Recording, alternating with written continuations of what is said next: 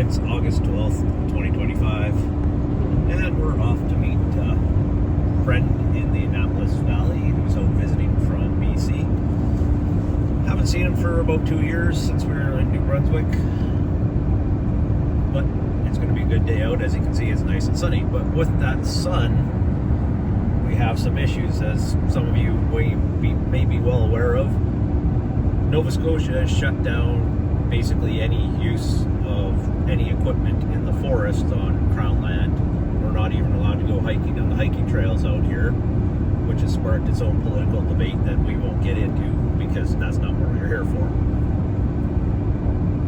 What it does mean for us, though, is that we went and visited the Department of Natural Resources, DNR, yesterday afternoon to check on some things because we still have some projects that require some major excavations on the property.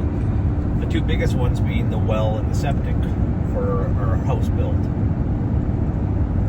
What came about out of that is we are allowed to do it. However, we basically have to go to what both Brandy and I know about in BC, which is once the equipment is done for the day, you keep spark watch for half an hour to an hour afterwards, which means you sit on site and make sure nothing starts smoking or whatever from any sparks that might have been kicked off from excavating or the equipment. The other thing that we need to do is make sure we always have firefighting equipment on hand. We do have the water jug for firefighting up there, which will stay on site at all times. We're also going to go into Halifax tomorrow, pick up a couple of fire extinguishers, which will be also left on site and in the vehicles.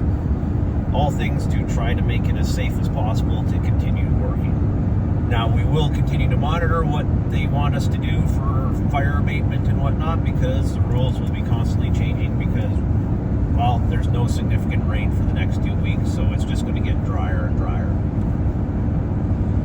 Anyways, we're off for a much needed day off while the concrete sets from yesterday.